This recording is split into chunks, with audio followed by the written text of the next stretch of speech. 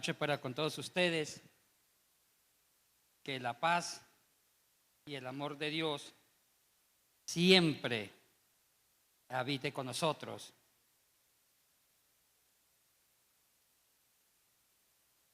Muy contento de ser el portador de la palabra en esta noche para la comunidad, para la congregación. Y muy agradecido con Dios primeramente y con la cortesía del pastor Juan Carlos. Bueno, quiero compartir un mensaje que no sé cómo colocarlo como título. Es: la salvación es un regalo gratuito de Dios. Y para eso vamos a Efesios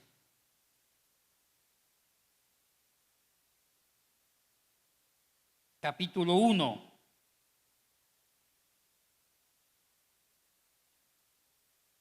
Versículos 4 y 5. Efesios 1, versos 4 y 5. Amén.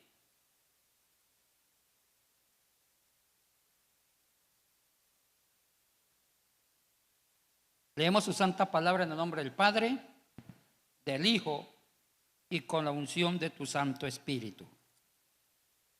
Según nos escogió Él antes de la fundación del mundo, para que fuésemos santos y sin mancha delante de Él, en amor, habiéndonos predestinado para ser adoptados hijos suyos por medio de Jesucristo, según el puro afecto de su voluntad. Este es un texto que el apóstol Pablo escribió para hablar de la generosidad de la salvación de Dios a la humanidad. Los que estuvieron en un curso ayer conmigo, ¿quiénes estuvieron en un curso de Biblia ayer? Levanten la mano. Ay, qué bueno, la mayoría, y esto me ayuda mucho. Hicimos críticas responsables de las traducciones. ¿Y qué dijimos? Que la Biblia no se escribió en español, ni en inglés, ni en francés, sino en lenguas muertas que tienen sus propias estructuras gramaticales, morfológicas. Y que lo que leemos en español no es el original. Son traducciones que son aproximaciones, sujetas a algunos errores. Y voy a hacer algunas críticas bastante responsables y técnicas sobre el texto que hemos leído. Este texto ha sido para mucha confusión. Y hay una doctrina, que voy a hablar de la historia de esta doctrina, que le quita la generosidad y el alcance universal de la salvación. Y es la famosa doctrina de la predestinación, que consiste que Dios antes de la fundación del mundo escogió a unos para salvación y a otros para condenación. Y esta doctrina se ha mantenido por varios siglos y ha sido sustentada por varios teólogos y denominaciones. Y esto me preocupa, porque si mantenemos el pensamiento de que Dios murió por algunos y por otros no, estamos poniendo límites a la sangre de Cristo. Estamos poniendo obstáculos a la vocación universal del llamado de Cristo para todos nosotros, sin razas, ni colores, ni estratus económico. Todos somos invitados al regalo más inmerecido, que es la salvación. Y ese es el propósito de la evangelización. Por muchos siglos, desde la predicación apostólica de los apóstoles propiamente, siempre el mensaje ha sido una invitación a la salvación universal. Y ahí está el fundamento de las misiones. Si Cristo escogió a algunos para salvación y otros para condenación, entonces ¿para qué predicamos? ¿Y para qué hacemos el llamado al altar? Si ya Dios tiene un listado oculto. No, la salvación, como dice el apóstol Pablo, y voy a hacer una crítica a algunas palabras importantes.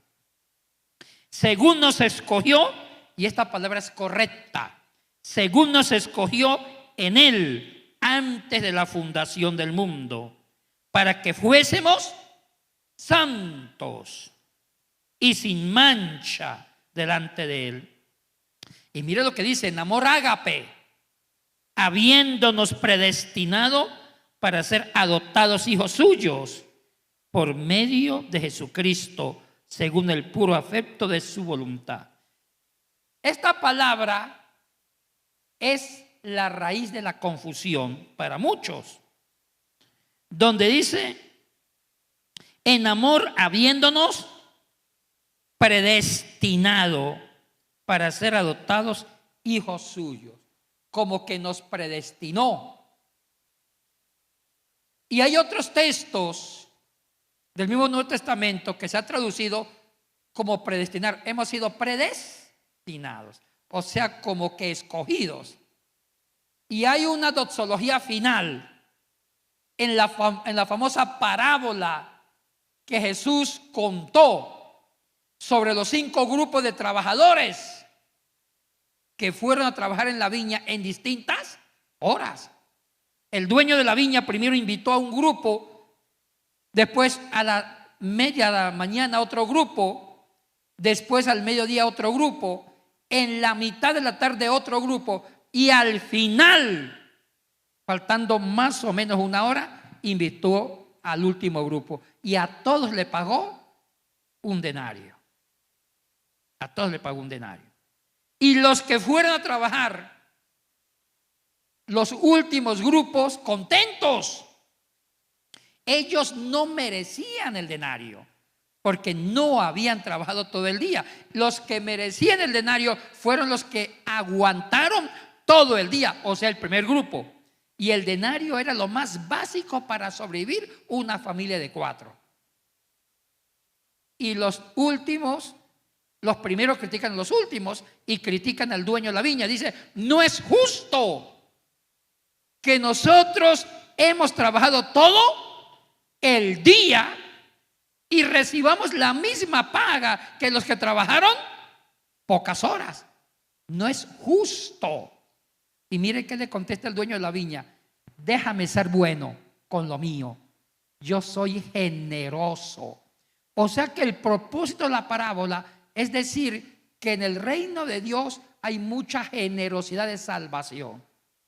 Y en el último versículo 15 dice, muchos, hay una parte última que daña la parábola, que dice, muchos son los llamados y pocos los escogidos.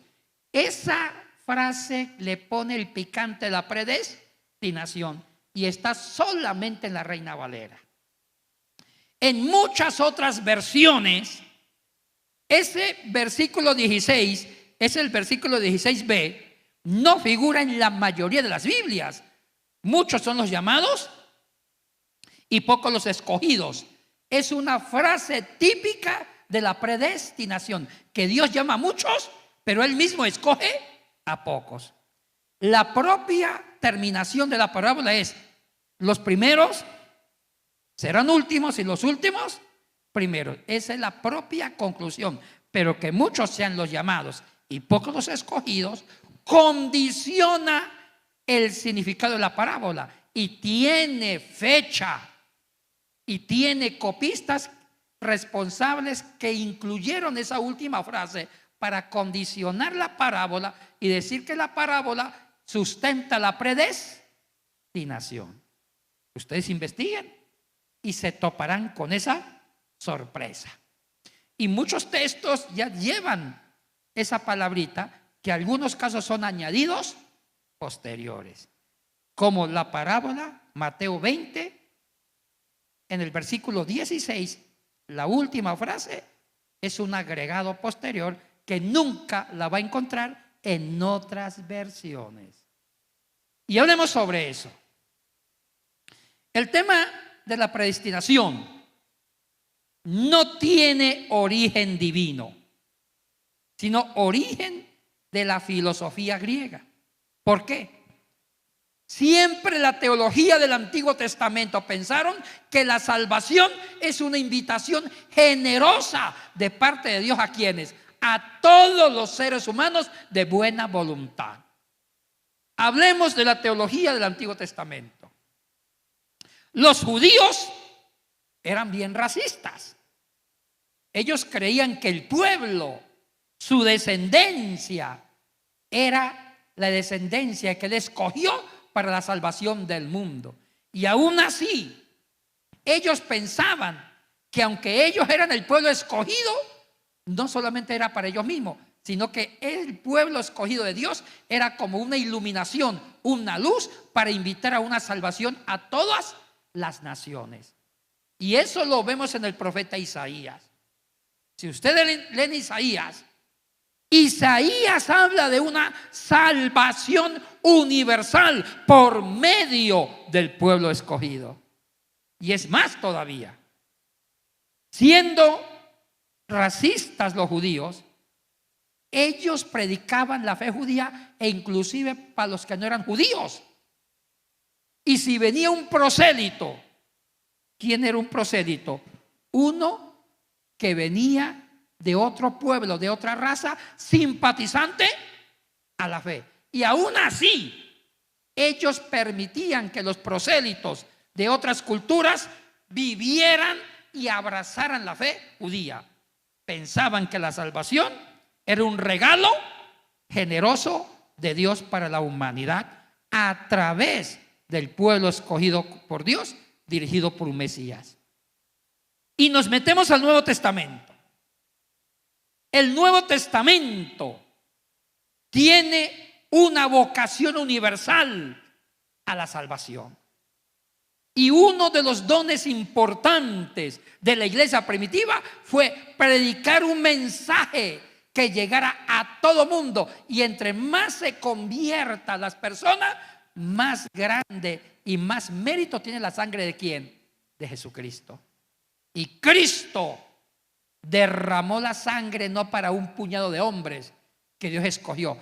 Cristo derramó la sangre en forma ilimitada para invitar a millones de personas que con su libre albedrío quieren abrazar la fe de la salvación.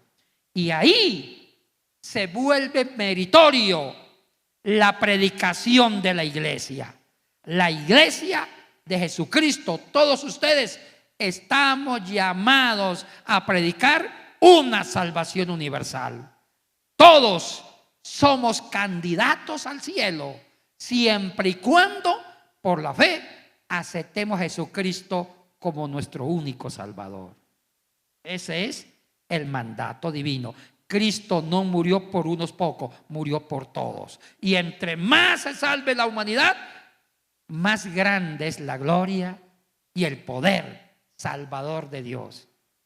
Y la pregunta es, ¿quién inventó esta palabra de la predestinación?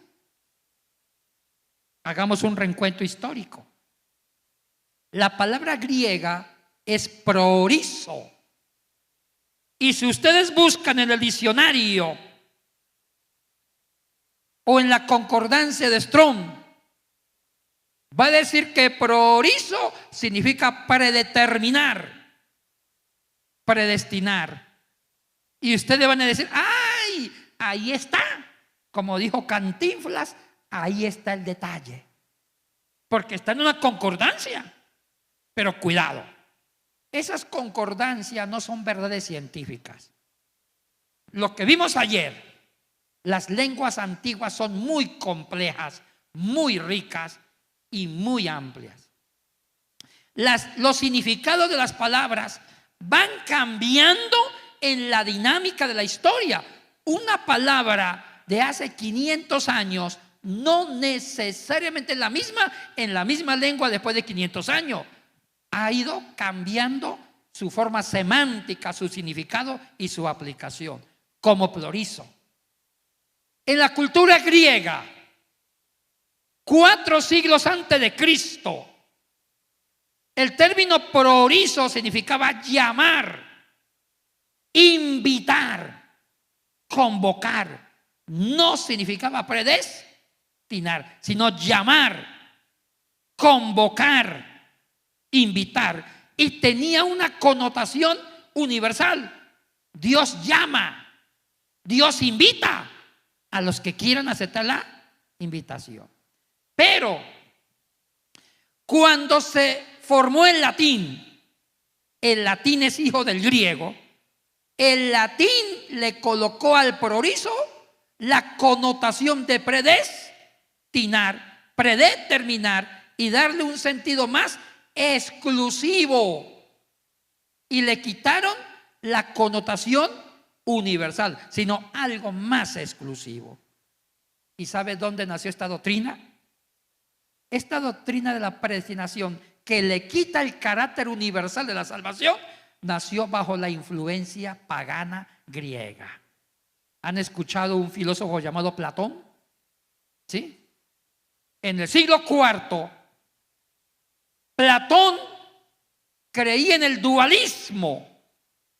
Él decía que había 2 mundos diferentes: el mundo de las ideas y el mundo de la materia. El mundo de las ideas era un mundo perfecto, espiritual, abstracto, donde estaban todas las ideas perfectas. Pero el mundo material era imperfecto, finito, pecaminoso. ¿Y cómo concebía el origen del hombre? Supongamos, Marcel. Este es mi amigo Marcel. Él decía, Platón, antes de que Marcel naciera como niño, la idea de Marcel, lo que la Iglesia Católica Romana llamó después alma, la idea de Marcel, el alma de Marcel ya preexistía en el mundo de las ideas. Y venía un demiurgo, como un artífice, un semidios, tomaba a Marcel como idea, como alma, y Marcel como idea era bonito, perfecto, bello. Pero este demiurgo sinvergüenza tomó la idea de Marcel y lo plasmó en un cuerpecito lleno de defectos. Entonces ahí apareció Marcel como ser humano. Pero ¿qué es la muerte para Platón? La muerte es el retorno, es el regreso del alma. ¿A dónde? Al mundo de las ideas. Ahí nació la palabra predestinar. Y decía Platón, todas las ideas, sinónimo de alma, están predestinadas a retornar al mundo de las ideas. ¿Quedó claro eso? O sea, la predestinación significa un solo destino del alma. Pero eso lo dijo un filósofo griego que no era cristiano y 4 siglos antes de Cristo. Pero después de Cristo apareció un santo, no sé si lo han escuchado, llamado Agustín de Hipona. Y Agustín de Hipona, en el siglo IV, cristianizó la predestinación griega. Escuchen bien, él la cristianizó. Y él dijo, todas las almas están predestinadas a la salvación. Quedémonos ahí. Agustín de Hipona nunca pensó en la condenación de las almas o en el juicio que Dios le hacía a las almas. Él siempre pensó en una predestinación positiva, que las almas siempre van a retornar a ¿dónde? Donde vino, al cielo.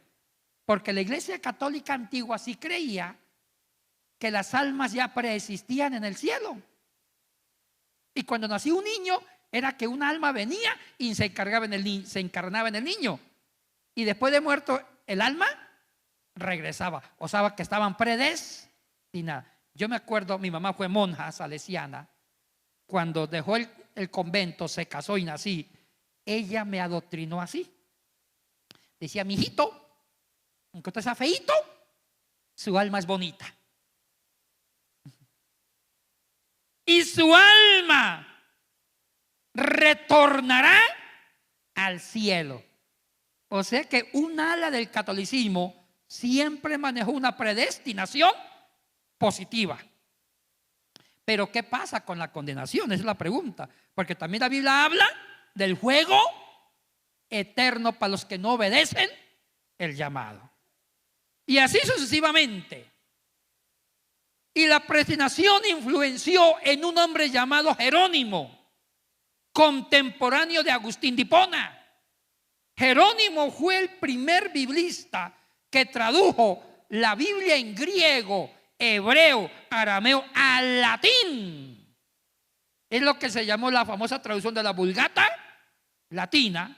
Y Jerónimo fue el que puso la palabra prorizo en latín, lo puso en la Vulgata. Es por eso que cuando dice la Biblia somos predestinados, es una influencia de la Vulgata latina. Y en la última parte del versículo 16 de Mateo 20, que muchos son los llamados y pocos los escogidos, es un agregado de la Vulgata latina que no está en los manuscritos en las lenguas originales. Interesante esto. Y así fue hasta que vino la Reforma. La Reforma protestante apareció en el siglo XVI. Y los que impulsaron la predestinación como doctrina fueron algunos, no todos, algunos teólogos protestantes. Por si acaso no fue Martín Lutero. ¿Sabe cómo se llama el teólogo protestante que adoptó la doctrina de la predestinación como una doctrina evangélica para algunos sectores de las iglesias? Ulrico Zwinglio, el reformador de Zúrich. Él dijo: hay dos grupos de personas que Cristo escogió. Escuchen bien, aquí viene la parte más radical de la predestinación. Un grupo se llaman los reprobos. ¿Quiénes son los reprobos? Las personas que Dios eligió para la condenación. Y los que se condenan también alaban al Señor, porque Dios muestra su soberanía. Pero hay un segundo grupo, los electos. Ellos fueron escogidos para la salvación eterna. Fue Zwinglio el que radicalizó que la salvación son para algunos escogidos. Y hay muchos que son escogidos ¿para qué? Para el fuego eterno. Y yo le pregunto a Zwinglio, entonces si es así, ¿para qué predicamos? ¿Y sabe qué dice él? Solamente el propósito de la evangelización y de la predicación es para concientizar a los que ya han sido escogidos a ser salvos. O sea que la predicación no es para todos, es para crear conciencia a los electos. Entonces, con este pensamiento, Zwinglio está diciendo, reformador de Zúrich, que la salvación y la sangre de Cristo es una sangre totalmente limitada para algunos que Dios mismo escogió. Y yo me pregunto, si la salvación es finita y si la salvación es limitada para algunos, entonces ¿para qué nosotros estamos acá? Si los que ya son salvos, ya son salvos, ¿para qué gastar tanto dinero para las predicaciones, campañas evangelísticas, mandar misioneros? Los que son electos son. Y si la iglesia invierte recursos en la predicación, es porque somos llamados a la salvación. Y entre más prediquemos, más almas se salvarán. Porque la sangre de Jesucristo es infinita, no tiene límite. Y ese es un regalo que Dios nos dio. Por eso predicamos.